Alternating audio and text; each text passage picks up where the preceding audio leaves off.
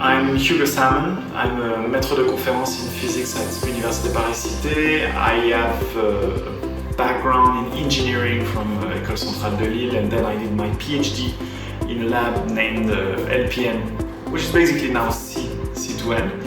And during my postdocs, I had the opportunity to work in applied field for pharmaceutical sciences.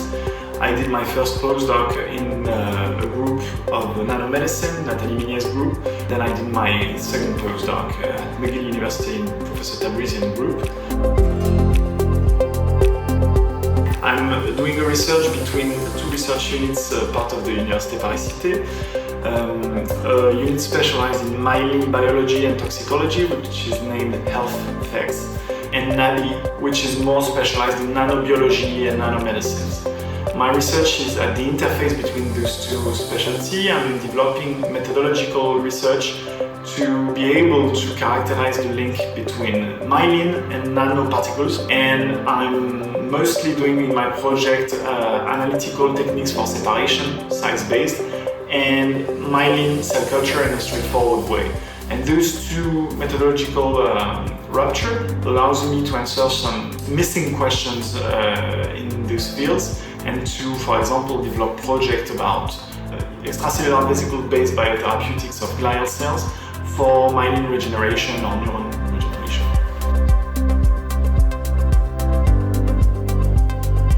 The fact that we can easily prototype in thermoplastic the chips have allowed me to propose simple technology. I'm trying to make things simple for biologists and chemists to use my technology for an applied field.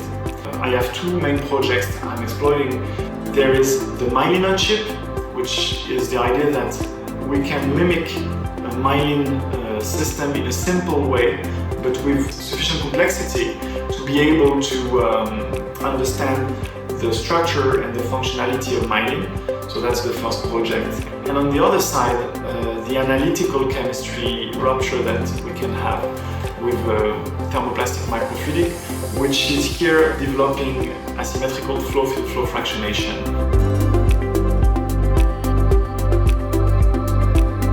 Yes, sure.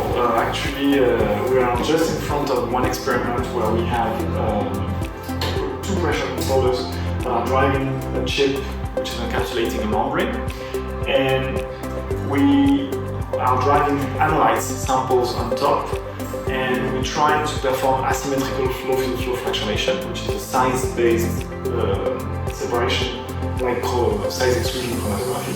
And we are trying to demonstrate that we are able to separate the analytes and to collect or analyze after that.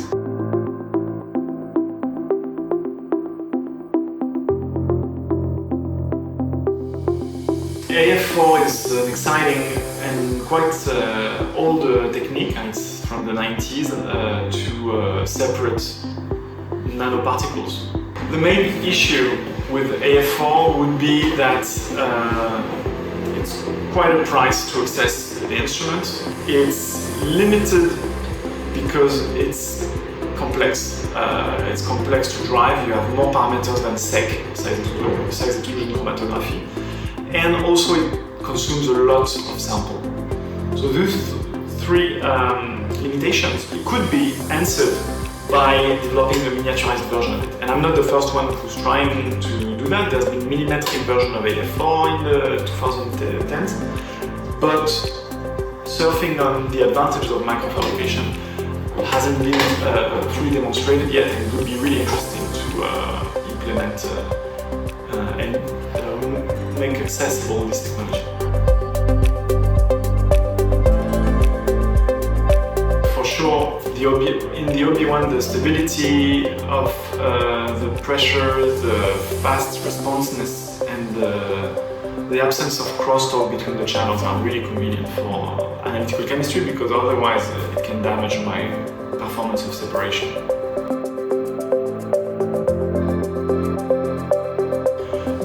I think I'm quite convinced for my field that thermoplastic are the right environment, because it's what biologists use. There is this paper from Berthier in where they say that engineers come from PDMS land and biologists come from polystyrenia. And of course it's not possible to engineer polystyrene in a biotech lab, in academia lab, unless you're specialized in that.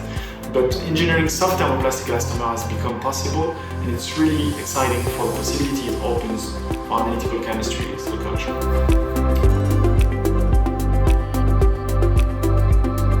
I've been working with this material since 2016.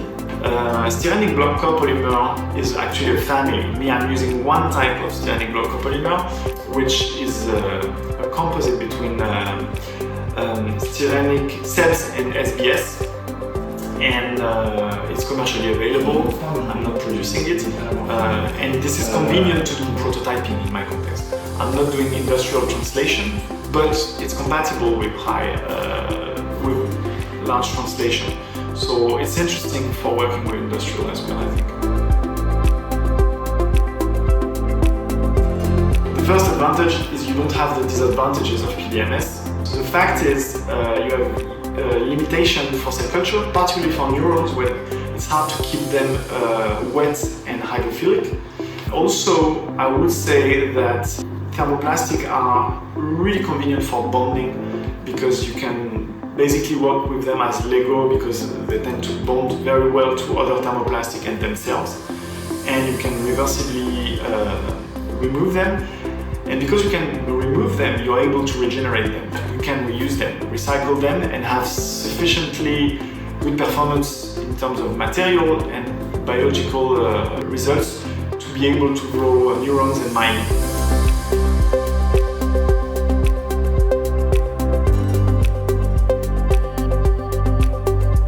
Particularly when you're outside of the microfluidic community, there is this misconception about turbulence, because you cannot have, strictly speaking, turbulence in a microchannel, because you're at lower Reynolds number, the inertia terms in the dynamic equation are negligible. And the other mistake is the impression that you can only work with one material, whereas there are plenty of materials available, and there is a discussion to have before starting to develop your process and your tech on which material you're using for your technology.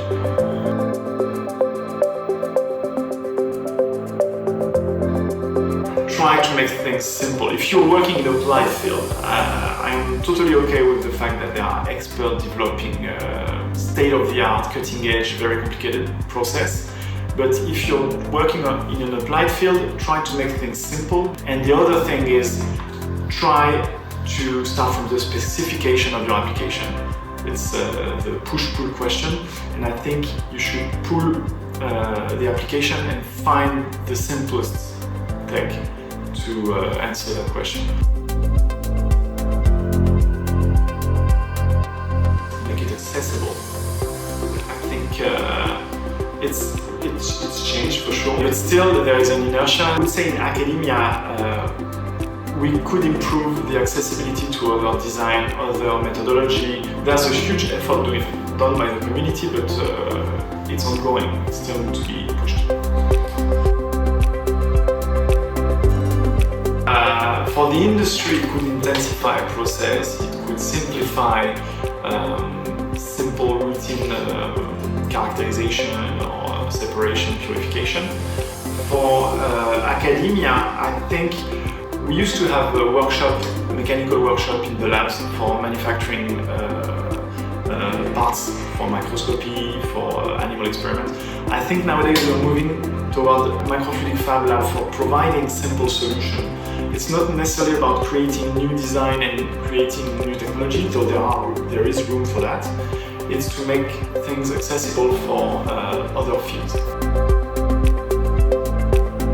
Thank you very much for your interest, and the lab is open if you're wanting to visit again. Yeah, that's very interesting. Thank you. Cool.